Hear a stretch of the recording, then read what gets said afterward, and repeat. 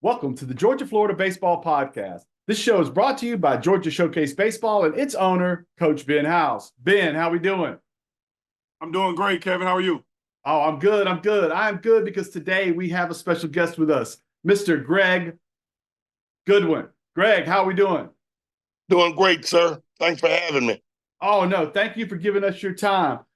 Greg is a former Redan high school baseball coach, former principal as well, former MLB scout, a man who has spent a lifetime in service of others. His MVP program, Summer Baseball Tournament, has provided opportunities for minority baseball players at both the college and pro levels. He's a former DeKalb County coach of the decade. I think you were coach of the year too, but we'll go decade. That's bigger. As he helmed Atlanta traditional powerhouse Redan High School.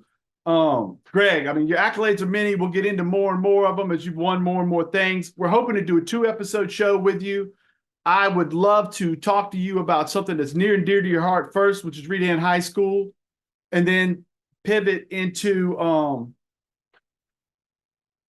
after we talk Redan High School, I'd like to pivot into the book you wrote and talk a little bit about that and about the scholarship and all of those things. And then later on, get into some of your scouting and the interaction and how that works, the MVP program, how you collaborate with MBP, and how you collaborate with MLB and other organizations to help push the ball forward in what is near and dear to Ben's heart, which is getting south side of Atlanta baseball attention, and how it starts at the ground level with a guy like Ben and with that younger age, and then hopefully it blossoms into what you're getting accomplished at the MVP level. You want to talk about all that today? That's fine, sir. I don't need a notebook for any of that. I got it right here. That is great. That is great. We're going to pause for a second. We'll come back with the rest of the show. Thank you. This is the Georgia-Florida Baseball Show, brought to you by Coach Ben House with Kevin Perkins from Surrounded by Sports. Welcome back. Thank you to our sponsors, Arden's Garden, Atlanta's source for juices, smoothies, plant-based foods. Also, thank you to Showcase Apparel, the fit for your team. Remember to like, subscribe to the Georgia Showcase Baseball YouTube channel. Comment for a chance to win a t-shirt that you designed with Coach Ben House. And more on that later after the show's over. Greg, first, so just so the audience knows, Greg did have eye surgery late last week. So he's putting in a little yeoman's work here, being willing to give us time, and we are appreciative of that. Thank you very much, Greg, on that. Sorry about that. Thank you, sir. No, right. Thank you. Yes, sir. Now, let's talk a little bit. You were born in Kansas and Tulsa, Oklahoma soon thereafter. You want to talk a little bit about how that turns into you being in Atlanta, Georgia? Certainly. I was born in a little small town, Cherryville, Kansas, which is about 88 miles from Tulsa, Oklahoma, where we eventually moved. My love for baseball started in Cherryville, Kansas. I think my Uncle Jerry, who's probably about 9, 10 years older than me, put a baseball in my hand before I could say mama or daddy. And I just grew in love with the game, man. And I don't expect other people to have the same passion that I do, but it's been my favorite sport since, I before I could walk. The game has so many life parallels, and it's taught me so much, and it's afforded me the opportunity to do so much that I think it's my obligation to give back to the game. But I grew up in Tulsa, played baseball at Booker T. Watson High School, was fortunate enough to go from there to Tennessee State University, where I was fortunate enough to start for 4 years at renowned university that's then the 70s had athletes that were going professional in every field of endeavor. That's where I knew I wasn't going to probably be a professional athlete, but I knew I wanted to stay in the game. Didn't think I would be a teacher or a coach. Got into sales after college. And my wife and I were living in Denver, Colorado. Got transferred to Atlanta with my sales career, and the company went out of business shortly thereafter. And my wife wasn't going to let me lay in bed while she went to work every day, so I started substitute teaching, which little did I know was my life's work. I love being around the kids. The head coach at the time at Redan was Tom Clark. We started talking about baseball, and 2 weeks after being a substitute teacher, the principal asked me would I like to work full time. And luckily, I had a teaching certificate because I had minored in education while in college. So that paralleled into a social studies position. I became Tom Clark's full-time head coaching assistant at Redan. And that's how I ended up at Redan High School. So you started subbing at Redan and you never left. That's correct. Well, actually, it was Miller Grove Middle School, which fed into Redan. Right, right. And so you wind up, you're an assistant. Pretty quickly they ask you to be an assistant coach there. Is that right? My first week. First week they asked you to be assistant coach. And how quickly was it before you were a head coach? 2 years. Redan was already having success. So I was blessed to be in a good program. I tell people all the time, I learned more baseball from Tom Clark than I've learned from any individual that I've ever met. He was a baseball junkie, serious about the game, serious about kids. Tom had extreme success at Redan and took a job at Gordon College. When Tom left, he recommended that I take the head job at Redan. The school was probably 75% white and 25% black at the time. I was become the first black coach at Redan High School. But, Tom didn't look at color. I didn't look at color. Baseball is baseball. Some community members, I guess, frowned on it, but the rest is history, man. Right. Right. Now then, so you coach and you have an extensive career and it is accolades, lots of wins. You coach great players. Some of the players you coach, Brandon Phillips, guys like that. You were on the forefront of seeing really great Atlanta baseball. Oh, no doubt about it, man. During that time, and the cab was the cream of the top when I got the job. We had better programs in Cobb and Gwinnett, which have taken over baseball now. But back then it was the cab with Stone Mountain and Dunwoody, Lakeside. That was the cab, had a good program. Champions came out of the cab during that time. Right, absolutely. McNair High School, which people don't understand, had one of the top programs in the state, coached by Dion Williams. They send kids to pros and colleges every year. Right, right. Ben, I'm going to take a break from talking about Redan for just 2 seconds because, Ben, why did you think, it's obvious to me why we need Greg on this show, but why did you think we need to reach out and get Greg here?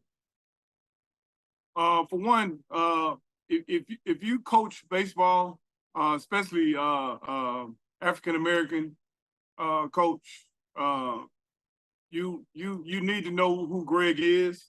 Not only just being African American, but just a baseball coach. Anybody that's involved in baseball here in Atlanta needs to know who Greg Goodwin is. And I didn't know Greg. I heard of Greg Goodwin and Goody. I heard of him, but I didn't know him until my son started going to Redan High School. I don't really get involved with coaches during the season or admins during the season or anything. I go and watch my child play, and after the season, that's when I really got a chance to know Greg on a personal basis. We became really, really good friends, and I could pick up the phone and call Greg anytime, ask him a question about this kid or that kid, and also about just helping my program out. And it's never been a time when he said no to helping out my program with giving me equipment, just doing things for kids, put me in a situation to meeting people, invite me to different events. So it was just a special thing to be able to have him on the show and to just let everybody know who he is for those that don't know him. Right. And I think a through line, like an undercurrent of this entire episode, is going to be the fact that when people want to get something accomplished, when people want to be involved in baseball, if they ask Greg, he'll show them, he'll give them his time and help them do it. Am I right about that, Greg? Absolutely. No doubt about it, man. Somebody helped me. Somebody did it for me, and that's my obligation to give it back. Baseball doesn't belong to me. I think being is exaggerated by saying, I've helped him do a lot of stuff. All I did was point him in the right direction, man. I'm just an old guy that loves baseball. Compass. Right. Okay. So we're to talk a little bit about the Redan program because I know it's so dear to your heart. Now we've had multiple coaches in this, and the success has stayed the same. Now you got there after the success had started.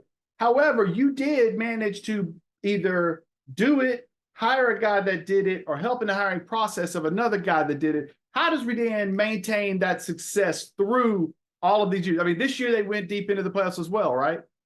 Yeah, they did. They had a great year. I think it was 26-6. Well, they ended up getting put out after the second round in the Sweet 16. But that's what we come to expect at Redan. I think winning is important. We've never shied away from the fact that we play to win. A lot of people, apply to the adage that it doesn't matter whether you win or lose, but it's how you play the game. We never said that. It does matter. I wouldn't be on your show if I wasn't a winner. Right. So I think winning is important, but winning has its place. As we win, we want to do things the right way, want to play the game the right way. When our kids go off and leave Redan and go to college, we want them to stay. We want them to graduate. We want them to come back and be successful citizens. But again, in that Redan family, it's important that we continue the traditions that we built over the years. And to have a 40-year run of success is unheard of, man. I'm, like I said, blessed that the principal has entrusted me to help on the hiring stage. When a coach leaves, we hire another coach, and we keep it moving. Coaching is extremely important, but if you don't have players, you're not going to win. Once you get to the high school level, you have to have a certain level of talent once you get there. You don't have time to develop talent at the high school level. So these youth league coaches, these feeder programs that we have, they do tremendous jobs of getting kids ready to play. That's where a guy like Ben comes into play. No doubt about it. No doubt about it. And people, it's no secret that, Redan gets a lot of transfers. But once they move into the district, most successful programs get transferred. Right. People say, well, people transfer over there to play. Yeah, they do. They also transfer to Parksview and to Buford and any place that's successful. So we don't care about that label. We keep that moving. As long as it's legal, it's good. Right. Well, into the days of my 9 guys that played Little League together and stuck together in one state, the Hoosiers story, for lack of a better way to put it, that's then. Now, now they're playing travel ball. They're joining up, and then they're recruiting each other to figure out where they're going to play and all that. And there's merit to providing you were a principal as well. Yes, so sir. if you're bringing kids in, you're not just bringing them in to play baseball. You're bringing them in because you've provided an educational institution that can better the child along with the baseball. Am I right? No doubt about it.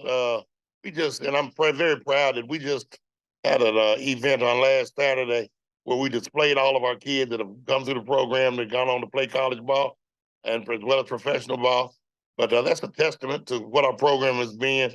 And it's about getting these kids in school, about giving them better opportunities. And what you didn't mention, Perk, is that you said these travel ball teams have taken over the community team. They doing travel ball at 6U, 7U. There are no more community teams. They travel ball. As soon as they can walk, they're playing travel ball. So Right. there's no sense of community anymore. The parks in most communities are not even open. Everybody's traveling. Right. Right. But now I will say this, you're talking about at that younger level, and I have noticed that as well. But Redan has managed to, through the high school, get that community involvement that you've been talking about. You told me about that in our conversation prior. Oh, no doubt about it. We're a baseball community, man. 40 years of success doesn't end because of one person. It's because of several people that buy into the vision that we're going to play good baseball. We're going to go into the playoffs. We're going to get kids in school. And occasionally we might win a state championship, as Coach Pruitt did in 2013. But we know we're going to the playoffs every year, and we're going to have colleges come to our school to recruit these kids. It's unbelievable that we have seniors every year get scholarships. I mean, most schools don't have that. Every year you get 3 or 4 guys going to play college ball. That's unheard of. Right. Now, Ben, Jamie could have gone different places. What went into you deciding, Jamie, that's the spot for him? Greg Goodwin. Yeah. So everything that he's just said, is the reason I took my son over to Redan. It's just such a rich tradition, not only in winning, but just kids being one. When you're a baseball player at Redan, you're gonna eat together, you're gonna hang out together, you're gonna everything that's about baseball at Redan is one. So like a lot of schools have football schools. Redan is a baseball school. So when kids go there to play baseball, they know what the expectation is, and it's all about winning. Yep. It's nothing short of that. So that was one of the reasons why I sent my son over to Redan because I knew what Greg Goodwin was all about, and I knew what Redan High School was all about, and also Delvin Jordan was going over there to coach. So it was just a perfect fit for me to send my son over there at that time. Right. Well, and I think an undercurrent for every episode we've done is one of the points of baseball is figuring out how to maximize yourself as an individual inside of a group, because baseball is 9 individuals working as a unit, and I think that's important that you said, yeah, I'm taking my kid over there and that's going to benefit him individually. However, he's going to walk in there and within a couple of weeks, he'll be a part of another family. And that's family is baseball team. That's correct. Yeah. Being also understood, there's a lot of parents that think, I don't care about the other 8 kids. I just want the best 8 in my kid to play. Ben understands baseball. Ben knew that putting Jamie around good athletes was going to make Jamie's game better because he had to work every day. There's no give me's in baseball. You got to work for it. We didn't give Jamie anything but an opportunity, and he took advantage of it. And played good baseball. Again, we can't promise anybody. We don't have scholarships at Redan. We don't give scholarships at Redan. Your ability gives you that. If you don't have that ability, then it's not going to happen for you. Right. So let's talk about, we had a guest on our show early on, Coach Hardnett. Can we talk about him? Because we've had a lot of different coaches. We've mentioned the coaches there's now. We've mentioned Delvin. We've mentioned the coach that hired you. But Coach Hardnett he's been there for years and years and years, and he's a part of the continuity and the fabric of the school, right?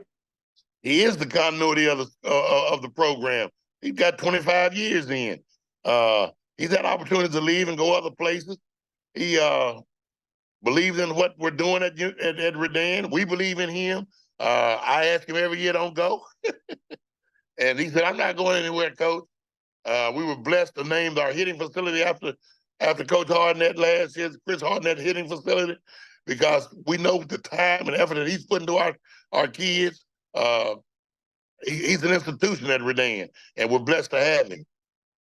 Right. You named the hitting facility after your assistant coach. That's correct. That got me right here. Hey, people don't do that. We do. We reward people that deserve to be rewarded. We're not into titles. We know who benefits kids. We know who's in it for kids. Chris is a remarkable guy. And I've known him since he was 16 years old. I coached against him when he played at McNair High School. Right. Okay, let's transition now a little bit into well, you know what, real quick. You were a principal and you helped with that. What are some things you look for when you are hiring a teacher or a coach? Well, any leader, I think, looks for someone that's going to benefit your building. That means they're going to be an asset to your building. They're going to come to work. They're going to come to work on time, and they're going to be productive while they're there. It's really very simple, because if you hire those type of individuals, you're going to have a staff of like-minded individuals that are there for children to get the job done. I always looked to hire people that were smarter than me. I knew I wasn't going to have them long. They weren't get promoted. I wasn't going to stand in the way of them getting promoted. I've had probably 7 principals. They're current principals now that worked as teachers in my building, probably 20 assistant principals that are assistant principals now that worked in my building. But again, that was my goal, to hire people that were smarter than me and let them reach their aspirations. And I wanted to train them, teach them the right way, but they had something when they came to that building. And I've tried to hire the best and brightest people. Absolutely.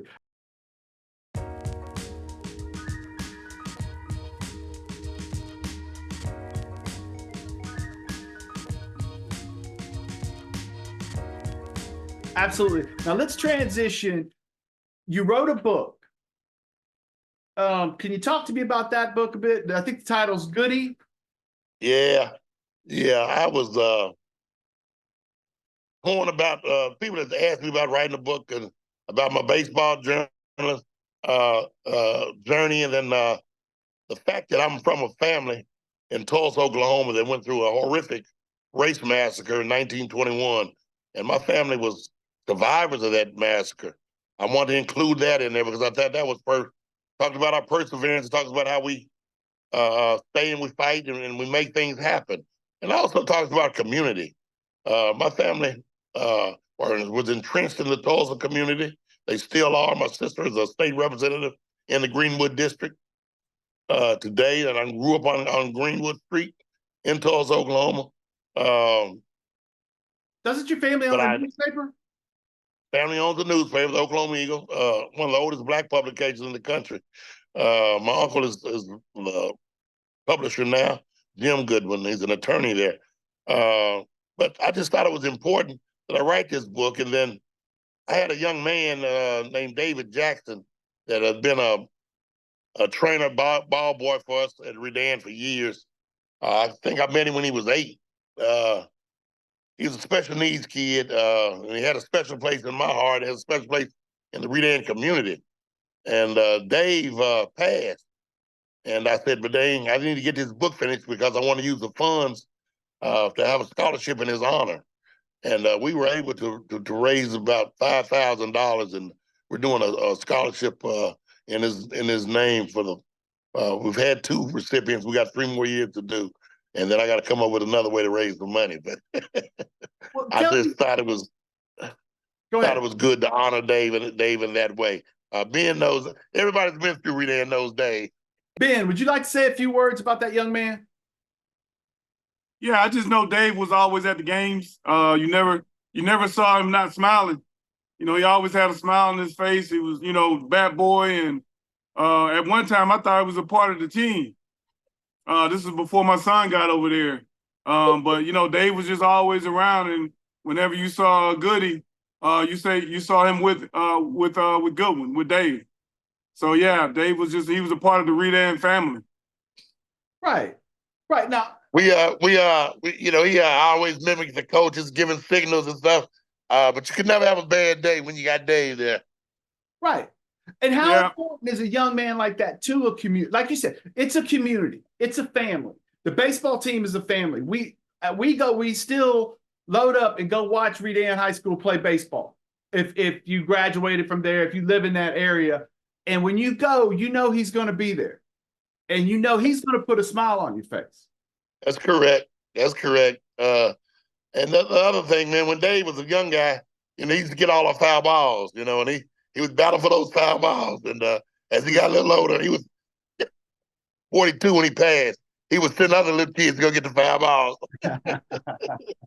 Right. Now, the requirements for the scholarship, though, are not great grades. The requirement for the scholarship is not being a fantastic athlete. The requirement for the scholarship is to support all of the sports with Redan High School. Is that correct?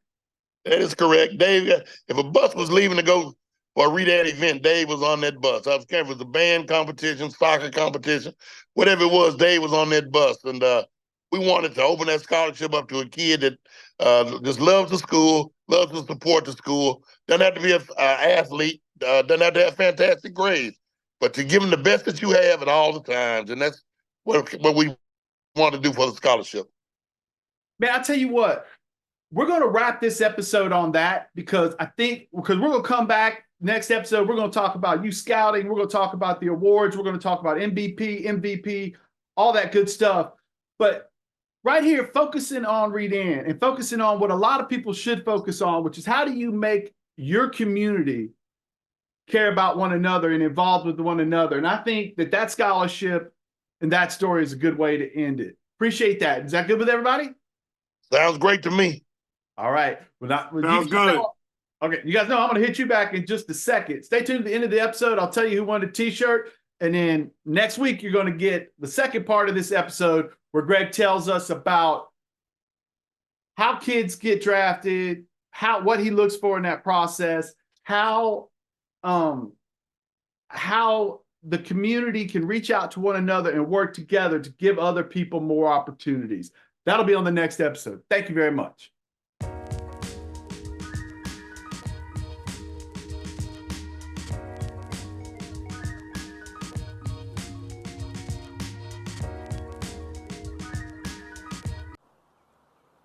All right, folks, no t-shirt today. Coming to you from Pensacola, Florida. I'm on top of Graffiti Bridge. You can see it's pretty nice back there. This is where Coach Ben House grew up. I got a message for you instead. We're going to start doing t-shirts again when we start getting a few more comments. So get in there, comment, like, subscribe to what we're doing. I hope you enjoyed this episode with Greg Goodwin. I want you to understand that these things are great. Go back, check out the Redan High School episode we did with Coach Hardnett. Delvin Jordan was a coach there. Go back and check out his episode. Go back, check some of these other episodes. CJ Stewart, great man. If you liked the episode that you saw with the young man from Catholic, Jalen Moten, and you decided to check this one out too, and you like this one, go back and check some of the other ones. See what's going on these episodes from Georgia Showcase Baseball, the Georgia Florida Baseball Podcast. Thank you very much and have a great day.